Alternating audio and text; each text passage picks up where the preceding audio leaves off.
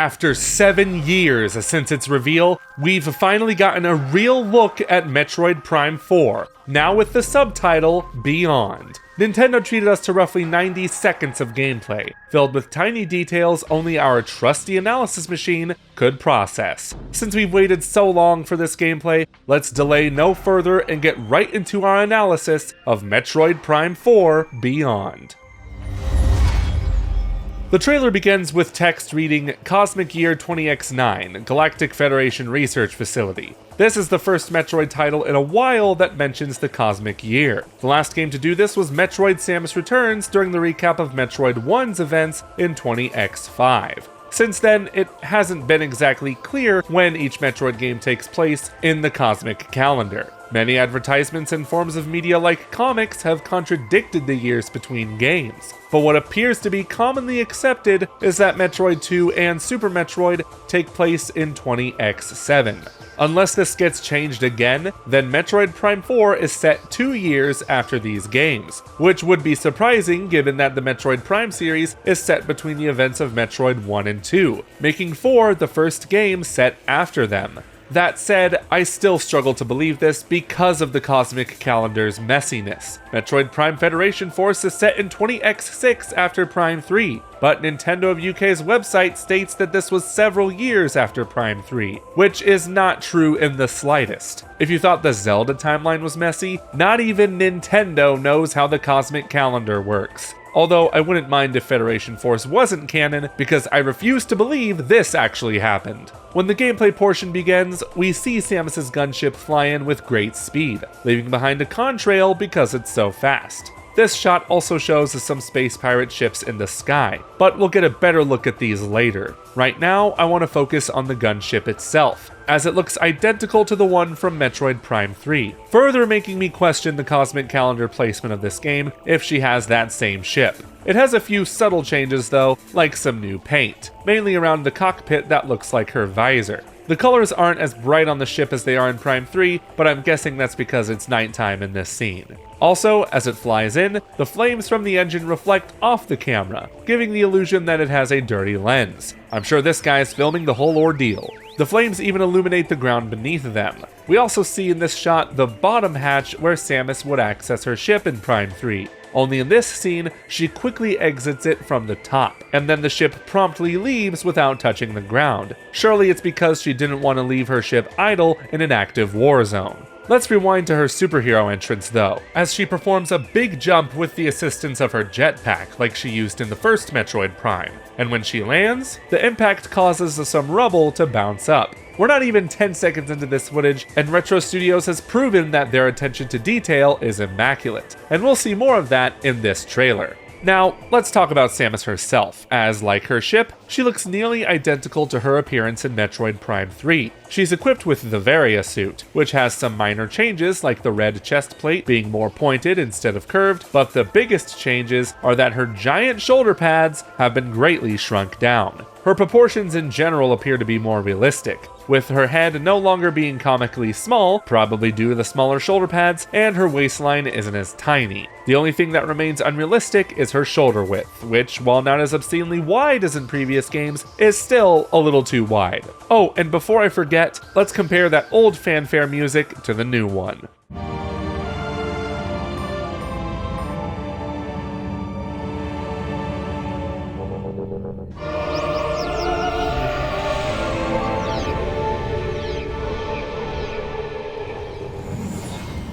Yeah, the new fanfare has a more space opera feel to it, reminding me of the original Star Trek theme's vocals.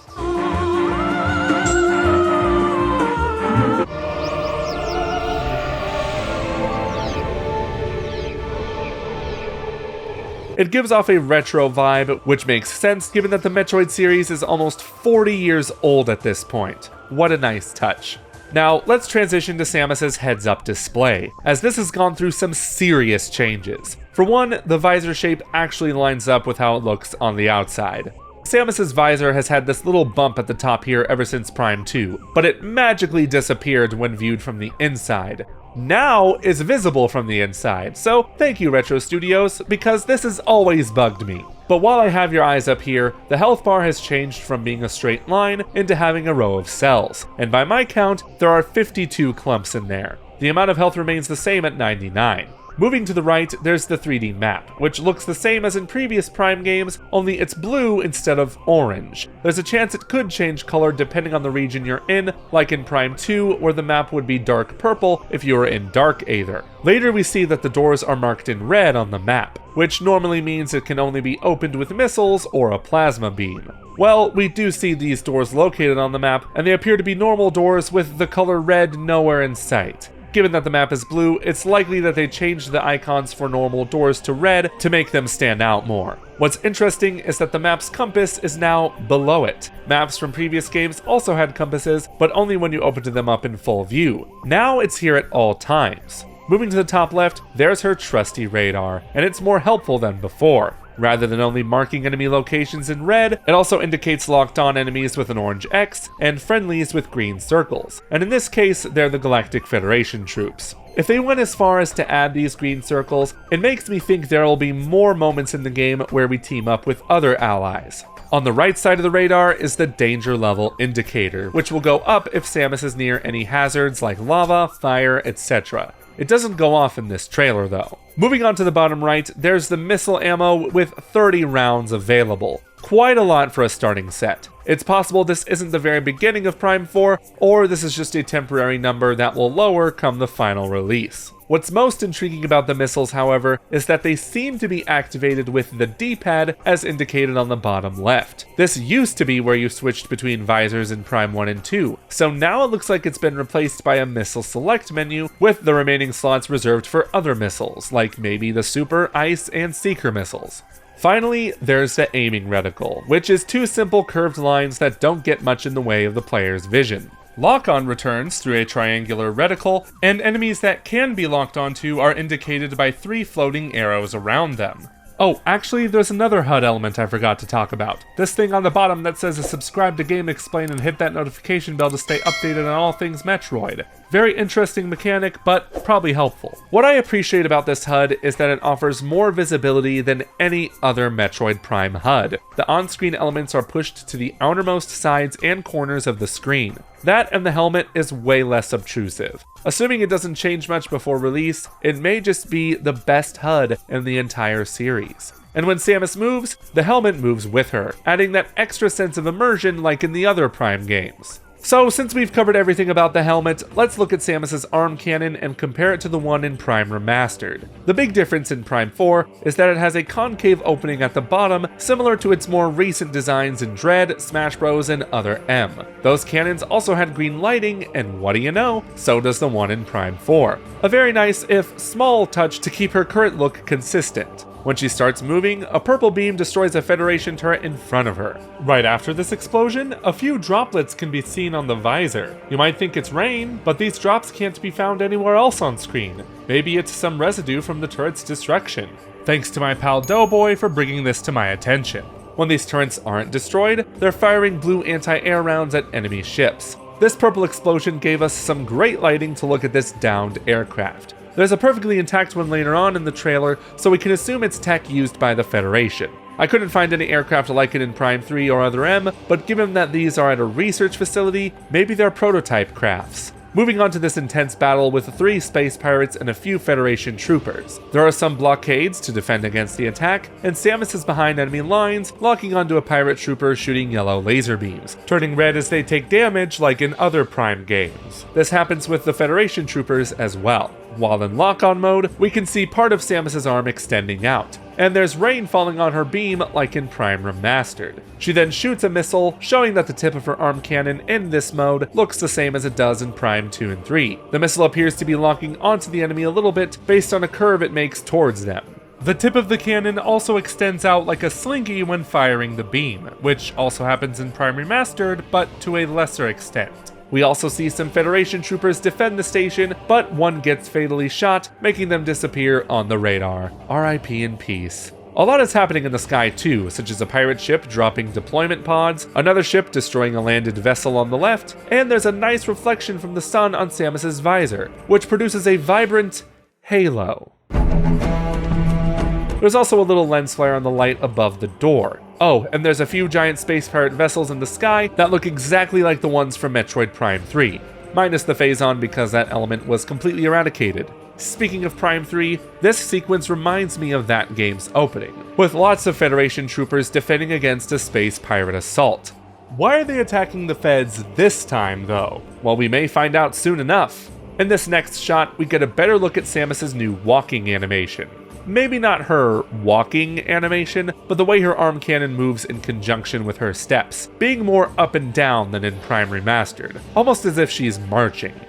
When she marches through the part of the building with no ceiling, rainwater gets on her visor, such is Metroid Prime tradition. But don't let that distract you from the pipe that's rolling in front of Samus, leaving some spark particles and kicking up some rubble. To the right of it is a downed space pirate fighter that looks similar to the one in the last shot. Speaking of shot, that's probably what happened to this space pirate here, as when it's scanned, the visor reads that it's heavily injured with reduced combat ability. I thought it was dead, but if we look closer, it is definitely breathing, and probably not for much longer if that blood is of any indication.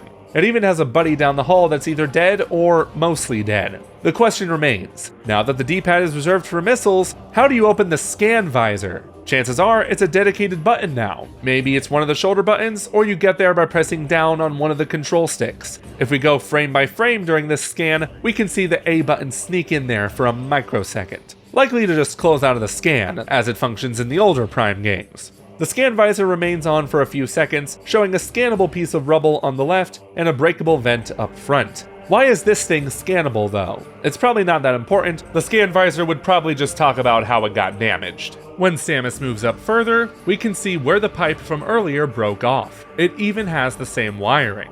This is what we call good attention to detail. Now hold on to your butts because you're about to witness the smoothest and quickest transition into Morph Ball we've ever seen. Seriously, blink and you'll miss it. Hopefully this isn't an isolated moment and it works this quickly everywhere. As for the Morph Ball itself, it looks to move and behave exactly as it did in the original Prime trilogy, and it has bombs indicated by the HUD. Former trilogy developer Zoid Kirsch even said the same on Twitter, citing a specific moment where it does a little bounce around the corner. You know what they say, if it ain't broke, don't fix it. As the ball moves through these pipes, we see below some space pirates setting up a bomb to break into a room. Meanwhile, I don't know what this pirate's doing. Is it looking at a box? Or a terminal or something? Oh, and there's a dead Galactic Federation trooper just laying there doing dead guy things. Anyway, the Morph Ball then goes into the room through an opening where the breach begins. Some Federation troopers are attempting to hold off the assault, and this is the best look we're going to get at them in the trailer. Their armor looks a little less bulky than it does in Prime 3, and this guy has a way bigger gun than what we're used to seeing the feds with. The darker blue shading on this armor gives me other M vibes as well, only the visors remain blue instead of orange. Here they're transporting something away from the fight on a gurney, and it might be what the pirates are after. But more importantly, energy tanks are back. Was there ever any doubt? We'll get back to this mysterious device shortly, as I want to move on to this drop capsule that breaks the ceiling, creates a hole in the floor, and knocks out the monitors on the left. I'm telling you, the attention to detail here is spot on! But let's focus on the pirates themselves, as they have new but familiar designs. They're colored purple and green like in the first Metroid Prime, but they have the sharp armor as they do in Prime 2 and 3. But you know, they also kind of look like...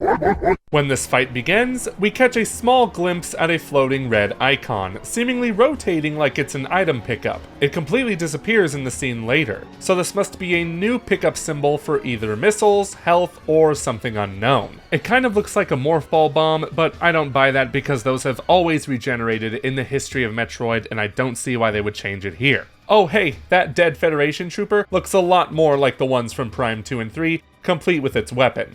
This battle scene shows us another HUD element, a red line notifying where enemy fire is hitting Samus, and as she gets hit, we can hear her signature grunt from the previous games. It's a little quiet, so I'll pop some text up on screen when it shows up. This is also where we catch the charge beam in action, looking quite smaller than in previous entries, emitting a yellow glow throughout the whole arm cannon. Samus is jump strafing in this shot, and her arm twists a little bit during this maneuver. And if it wasn't obvious earlier that the missiles lock onto foes, this shot right here might just confirm it.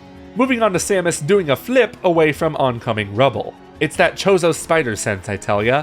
This room appears to be a giant dome of sorts, with more of those planes inside. The smoke from this explosion looks really impressive too, almost volumetric, though I'm not sure if it is. Then out from the fire comes who may be the villain of the story, Sylux. He made his debut in Metroid Prime Hunters, and all that's known about him is that he's a bounty hunter who hates the Galactic Federation and Samus for helping them.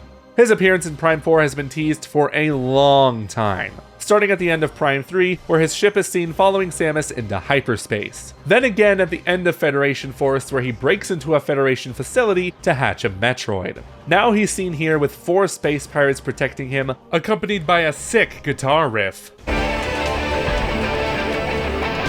He's also followed by 2 Metroids. Only they're probably not Metroids. Instead, Mock-Troids that debuted in Super Metroid and also appeared in that Metroid Prime Hunters demo, First Hunt. These are the Space Pirates' first failed attempts at cloning Metroids, as they are far weaker and you can tell them apart by the 1 nucleus they have in their system, whereas real Metroids have 3. Regardless, these Mock-Troid designs are super cool, with 1 giant bone holding their body together, along with some little teeth between their giant fangs. Maybe Sylux is using them because they're easier to control than real Metroids. A video from Nintendo of Europe's Twitter account shows his entrance without the trailer music.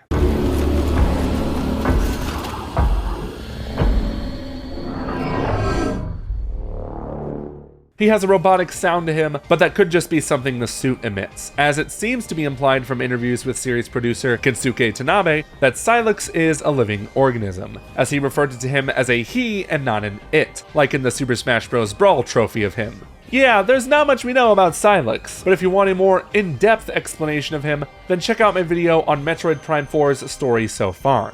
Next, we cut to Samus looking at Sylux, with him being reflected in her visor, before cutting immediately to the Metroid Prime 4 logo. What if it was purple? So it's been brought up a few times that this logo behind the text resembles a black hole. Do you know what else it might resemble? That item on the gurney we saw earlier. This was brought up by my pal Trav Guy, who said in his analysis that this device could look like the logo if you looked at it from the side, and honestly, he appears to be spot on. Especially when we look down at this shot and see a hologram of that exact same black hole symbol. So, what do black holes have to do with Metroid Prime 4 Beyond? Well, in a 2015 Eurogamer interview with Kensuke Tanabe, he mentioned an idea he had for the next Metroid Prime game where it would be set on one planet and focus on being able to change the timeline. Maybe this is some kind of device that creates black holes, or even time portals, and Sylux is trying to acquire it for his sinister plans? Well, the next shot could help prove this theory, as we see Samus walk away from something that's either a white door or a portal akin to the ones in Metroid Prime 2. They do look extremely similar after all. The way the camera flies away from her and focuses on the environment leads me to believe that this is her first time entering this place, so maybe she got here via the portal. And for some reason her visor is a little pink. Either this is a color grading error, a new visor, or Adam gave her permission to use the gravity function. I'm sorry, it was just a joke. The only living things we see on this planet are flying birds, which appear to be a species new to Metroid, along with other, smaller flying birds. The trailer concludes gazing upon a giant tree, along with a bridge to the left of it. This background looks like a collection of still images instead of actual 3D models, which is reminiscent of how distant objects looked in the original Prime trilogy. No doubt this was done to better optimize the game for Switch hardware. Thankfully, this isn't the only shot of this area, as the Japanese website for the game uses a few clips of it for the background. And we brought up the brightness and colors to show you what it looks like.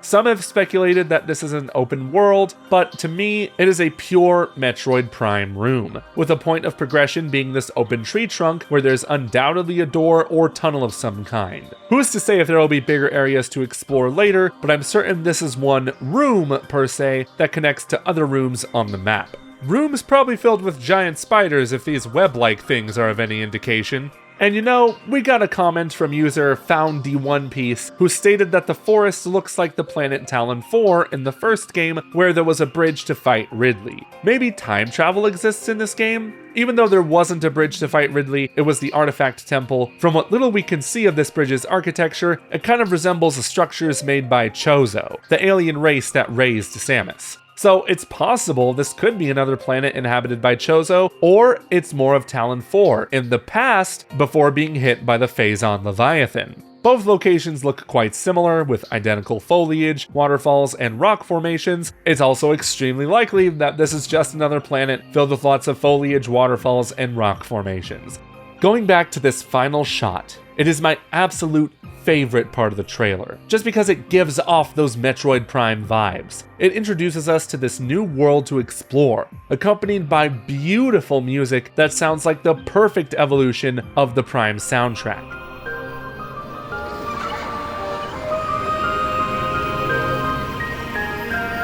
Just looking at this image with the music makes me think, I'm home. This is what I hope Metroid Prime 4 Beyond will be. Something new, and yet very familiar. We saw a lot of fan-favorite elements returning in this long-awaited sequel, almost as if no time has passed at all. Samus looks mostly the same, the gameplay looks the same too, only with a way better HUD, and the visuals are drop-dead gorgeous. And according to the folks at Digital Foundry, this game is still running on Nintendo Switch and not the successor, which is made apparent by the 900p resolution, along with some aliasing issues and minor frame dips. Even still, it's incredible what the team at Retro Studios has been able to accomplish so far with Metroid Prime 4 Beyond, and we haven't even seen the full game yet. We will eagerly await the release of this long-anticipated sequel come 2025. In the meantime, thank you so much for watching our analysis on Metroid Prime 4 Beyond. If you noticed anything we missed, let us know in the comments, and before you go, subscribe to GameXplain and hit that notification bell to stay updated on all things Metroid. Until next time, bye bye!